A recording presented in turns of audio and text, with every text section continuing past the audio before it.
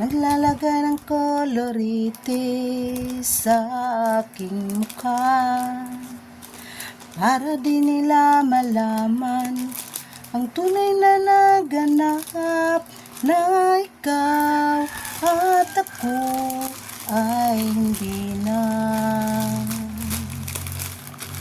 Alis?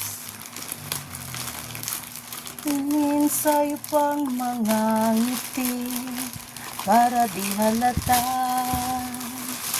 Damdamin ko'y pinipigil, sa loob umiiyak, dahil ikaw at ako ay hindi na.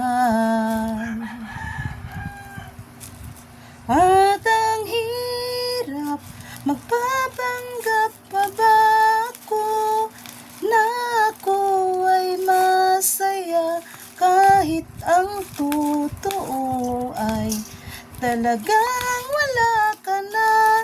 At ang bukas, pagmulat ng aking mata, may mahal ka ng iba, wala na akong magagawa. Di ba?